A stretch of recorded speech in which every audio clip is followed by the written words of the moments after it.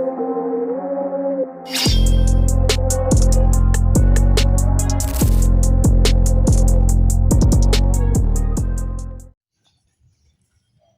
teman-teman, jadi banjir itu adalah suatu peristiwa di mana meluapnya air sungai dan juga air saluran yang menyebabkan genangan di sekitarnya sehingga terjadinya banjir. Tapi teman-teman tahu nggak ya, kalau banjir itu bukan cuma satu loh, banjir itu ada 5. Yang pertama, banjir bandang. Banjir bandang itu adalah banjir yang sangat deras dengan aliran yang deras. Banjir ini biasanya membawa pohon, membawa batu, dan juga membawa lumpur. Kedua, banjir genangan. Biasa kita temukan di pinggir-pinggir jalan atau di sekitar jalanan kota. Ini terjadi karena saluran yang mampet akibat sampah-sampah yang tidak pernah dibersihkan. Nah, teman-teman, untuk yang ketiga ada banjirop.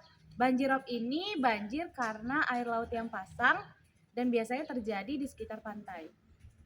Kemudian untuk yang keempat ada banjir sungai, di mana air sungai ini meluap karena tidak muat lagi menampung air akibat hujan yang terus-menerus. Nah, untuk yang terakhir teman-teman, ini ada banjir lahar, di mana banjir ini terjadi ketika gunung meletus. Biasanya ini bercampur dengan lumpur, pasir, dan juga batu. Itu adalah jenis-jenis banjir dan juga definisi banjir. Sekarang kita lanjut ke materi berikutnya teman-teman. Assalamualaikum warahmatullahi wabarakatuh. Waalaikumsalam warahmatullahi wabarakatuh. Selamat pagi Ibu-Ibu, bagaimana kabarnya pada pagi hari ini? Alhamdulillah baik. Baik, di sini perkenalkan kami mahasiswa D3 Keperawatan Universitas Bengkulu yang didampingi oleh Dinas Kesehatan. Sebelumnya saya sendiri Samia Zara dan di sini saya bersama rekan saya Sujumana. Baik, sesuai kontrak kita kemarin ya. Di sini kami akan menjelaskan tentang penyebab banjir dan cara mencegah serta penanggulangan saat terjadi banjir. Mungkin waktunya kurang lebih 15 sampai 20 menit. Apakah Ibu bersedia? Bersedia. Saya harap ibu-ibu RT Buros ini dapat bekerja sama dengan baik. Baik ibu-ibu, bagaimana? Sudah paham apa itu banjir? Sudah. Ya, selanjutnya di sini kita akan menjelaskan penyebab-penyebab banjir. Nah, banjir ini berasal dari 2 faktor. Yang pertama, faktor alam dan faktor manusia. Nah, yang pertama itu faktor alam. Faktor alam ini disebabkan oleh curah hujan yang tinggi. Curah hujan yang tinggi dapat meluapkan saluran air, ibu-ibu. Jadi ketika ada curah hujan yang tinggi, ada potensi akan terjadinya banjir. Yang kedua, pasangnya air laut. Ketika air laut sedang pasang, air laut dapat datang ke pemukiman dan menyebabkan banjir juga. Jadi kita tetap berhati-hati, apalagi kita tinggal di daerah yang ada pantainya. Yang terakhir itu yang ketiga, sedimentasi air muara. Sedimentasi air muara ini dapat menyebabkan penyempitan aliran sungai, ibu. Jadi kita yang tinggal di daerah pantai atau di dekat muara atau kita memiliki cuaca yang curah hujannya tinggi, kita mesti berhati-hati karena bisa terjadi potensi banjir. Apakah ibu paham? Paham. Baik ibu, apa ada yang ditanyakan? Di sini bu, saya mau nanya sesuatu bu. Oke, boleh sebutkan nama terlebih dahulu ibu. Ya, nama saya Ibu Okta. Oke, Ibu Okta, apa yang ditanyakan? Jadi kebetulan teman-teman saya ini Bu berada di muara sungai dan daerahnya itu sering sekali terjadi banjir Bu. Kira-kira bagaimana cara mengatasinya Bu?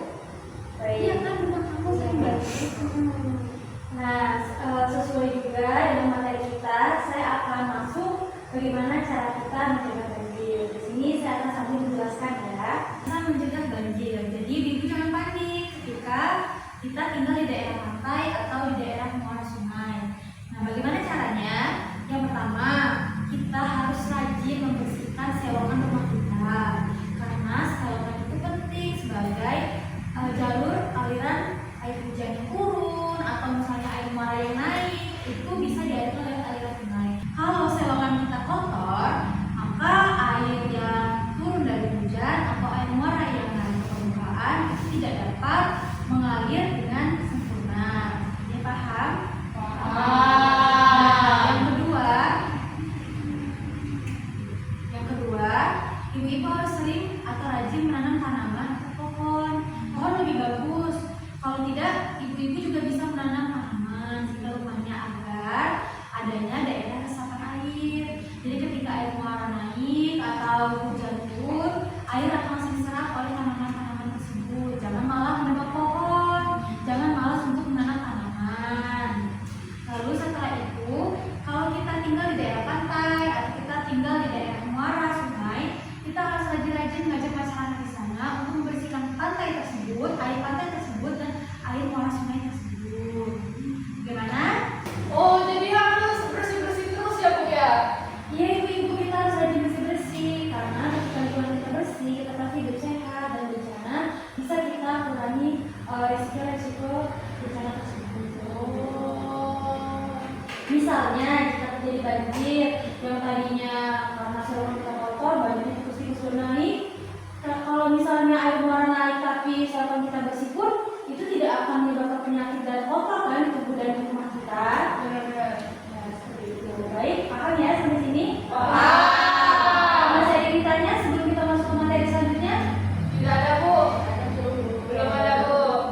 Baik, Nah, Ibu itu sudah dijelaskan oleh rekan saya bagaimana terjadinya banjir dan apa penyebab banjir.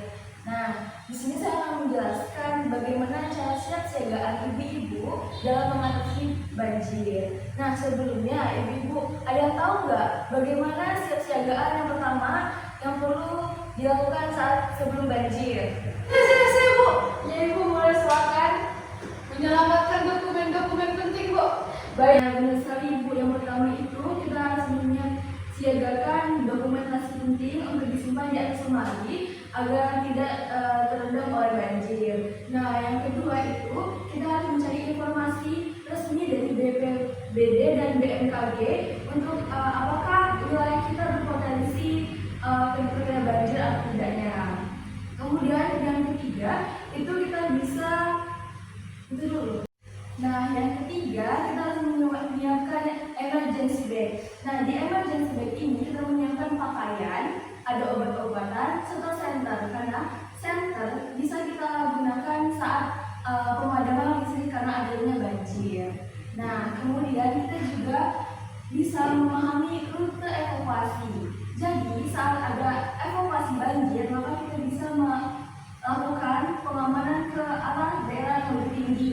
Nah, saat ada evakuasi banjir, ibu-ibu bisa menghindari arus banjir karena saat arus banjir itu sangatlah deras. Kemudian saat arus banjir itu, nah kemudian kita juga harus waspada dengan bahayanya binatang-binatang yang terbawa arus seperti ular dan biawak. Nah, yang terakhir yaitu 3P, di mana kita harus prepare, plan, dan practice. Nah, apakah ibu sudah jelas atau paham? Jelas. Nah, di sini kita bisa evaluasi sebentar ya ibu, minimal bisa sebutkan 3 dari apa saja kesiapsiagaan bencana banjir tadi. Oke ya Bu, ya silakan Ibu. Yang harus kita lakukan, yang pertama menyimpan berkas-berkas dokumen penting kita di tempat yang aman atau tempat yang tinggi. Yang kedua kita menyiapkan emergency bag. Nah, dan yang ketiga kita harus tahu rute dari evakuasinya. Ya, betul sekali Ibu. Baik ibu-ibu, itulah tadi penyampaian dari kami tentang banjir. Bagaimana sampai sini ibu-ibu paham? Paham. Saya harap ibu RT Kampus ini dapat menerapkan apa yang sudah kami sampaikan tadi dan paham ya. Mungkin segitu dulu dari kami. Terima kasih atas kerjasamanya. Kami akhiri. Wassalamualaikum warahmatullahi wabarakatuh. Waalaikumsalam warahmatullahi wabarakatuh.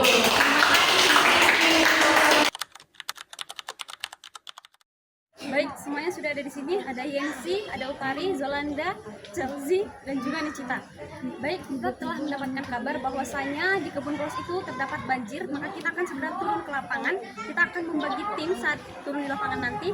Untuk Nicita dan juga Yensi, tolong amankan nenek dan juga ibu hamil dan juga anak-anak nantinya evakuasi ke tempat yang lebih tinggi. Untuk Chelsea, silahkan untuk membantu warga untuk membawa dokumen-dokumen penting. Untuk Zelanda, silahkan amankan logistik. Dan juga untuk Utari, silahkan jaga posko, siapa tahu nanti ada warga yang mengalami kecelakaan atau mungkin trauma. Nah, untuk Zelanda dan juga Utari, silahkan berjaga di posko, maka kita berempat akan turun ke lapangan. Sebelum kita turun ke lapangan nanti, apakah ada yang ingin ditanyakan? Kalau begitu semuanya sudah jelas, sebelum turun ke lapangan, mari kita berdoa sesuai kepercayaan masing-masing.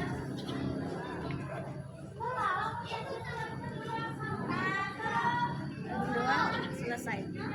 Nah, perlu diingat sebelum kita turun ke lapangan, yang menjadi tugas utama kita ialah mengamankan warga, mengevakuasi warga dari daerah banjir ke daerah yang lebih tinggi, dan jangan lupa juga untuk menjaga keselamatan diri masing-masing. Kalau begitu, mari kita berangkat.